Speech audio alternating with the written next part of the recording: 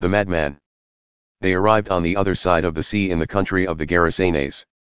As Jesus got out of the boat, a madman from the cemetery came up to him. He lived there among the tombs and graves. No one could restrain him, he couldn't be chained, couldn't be tied down. He had been tied up many times with chains and ropes, but he broke the chains, snapped the ropes. No one was strong enough to tame him.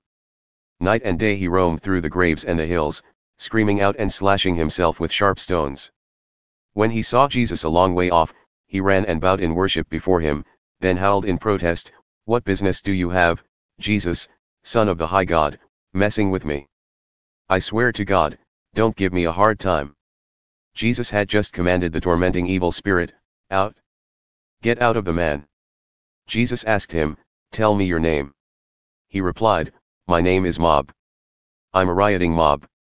Then he desperately begged Jesus not to banish them from the country. A large herd of pigs was grazing and rooting on a nearby hill. The demons begged him, "Send us to the pigs so we can live in them." Jesus gave the order. But it was even worse for the pigs than for the man.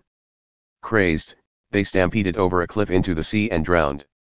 Those tending the pigs, scared to death, bolted and told their story in town and country. Everyone wanted to see what had happened. They came up to Jesus and saw the madman sitting there wearing decent clothes and making sense, no longer a walking madhouse of a man.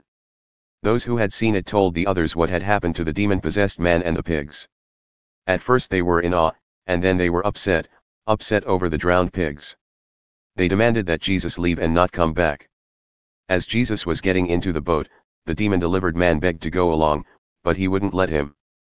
Jesus said, "Go home to your own people.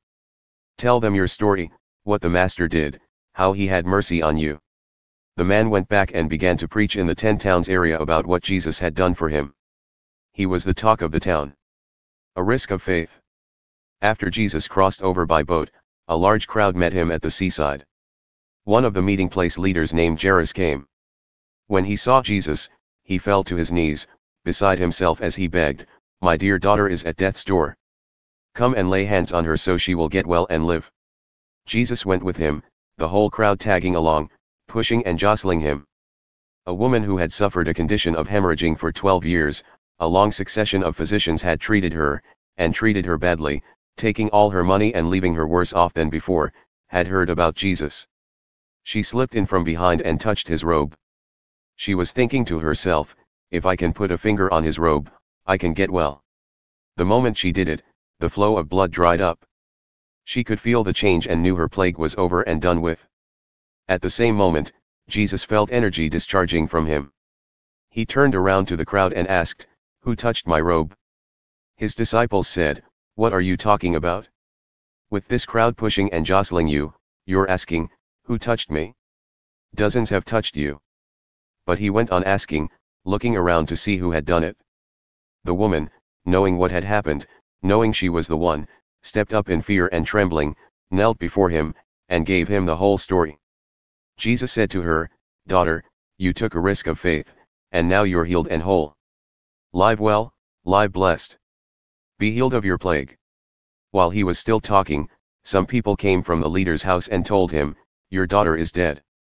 Why bother the teacher anymore?"